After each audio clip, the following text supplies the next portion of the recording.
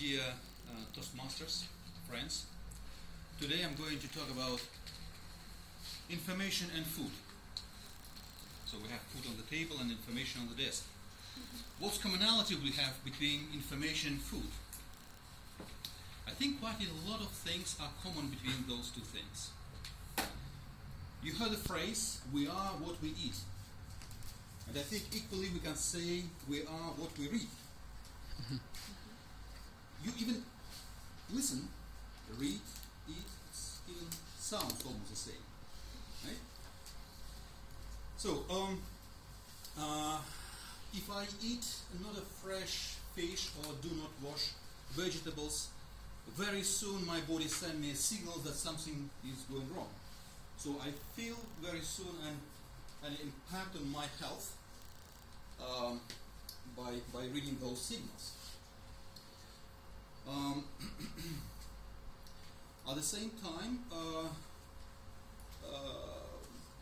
information signals are not so quick and not so obvious, but it doesn't mean they are less powerful. One word can destroy a relationship, right? Neighbors or even nations could become enemies if as a result of manipulation with information.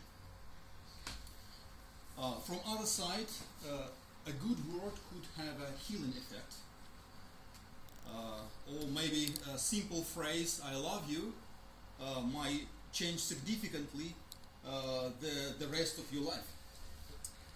So I think you agree that both food and information are really critical for us, for our health, for quality of our life. Let's look at the historical perspective, how our view to the food was transformed. I will draw you a simple, not academical, simple graph. So here we have volume or quantity, and this is time. And over time, the quantity of food is growing, but for quite a long time, people didn't pay much attention to the quality because it was below the survival level. This is survival level. Okay, and in this case, people do not pay much attention what they eat. The main thing is how many we eat, right? But when we reach to the level when we have quite a lot of food already, quality becomes much more critical. Nowadays we have tons of books, articles, researches of whether coffee is good enough or not, what's impact on the health we have, wine, or anything else. So it's quite a lot of news you read on the newspaper or watch on TV or see on TV. It's quite a lot of things. Similar transformation you can see when you look at the information. Historically, for many years, people didn't have enough access to information, handwriting books, or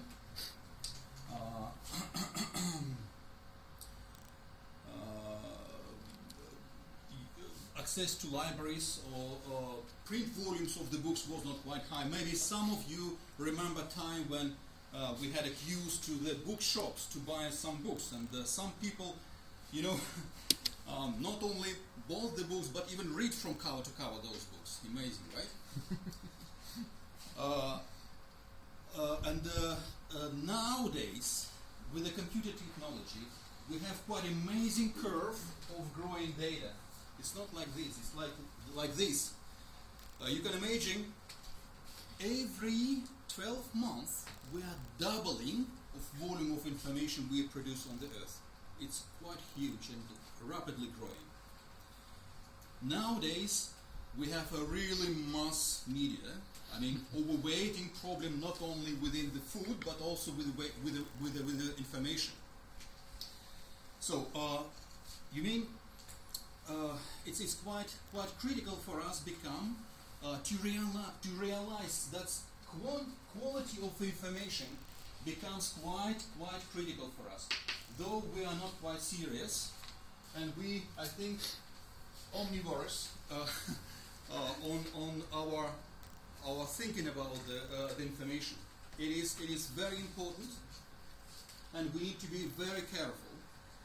Actually, it is time to make some changes. It is time to to think twice before making any decision whether you need to know things or not. Because we spend hours and hours on internet browsing from one side to another side. We look at the advertisements, gossips, whatever. It's not so healthy for us. We need to be careful with the information we are absorbing.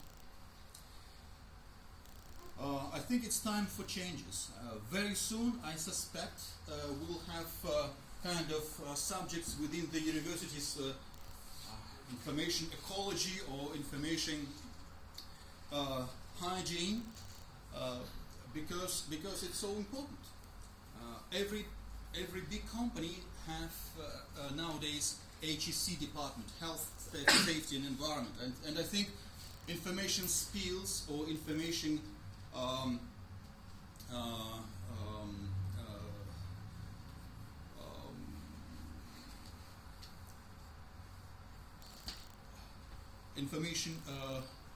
poison or spreading wrong information could be subject of such department for research and corrective actions.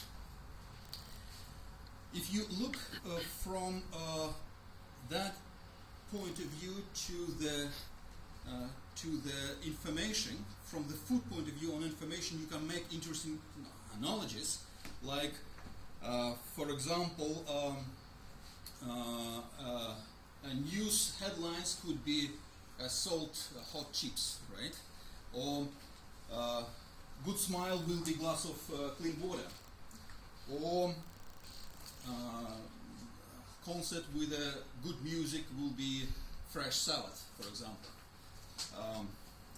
So my message to you: be selective. Think twice before you absorb information. Be gourmet when you when you read anything.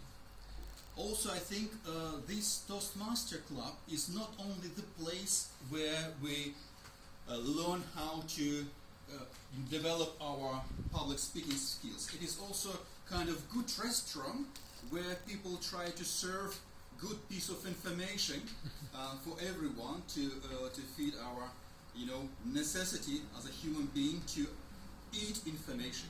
So thank you very much.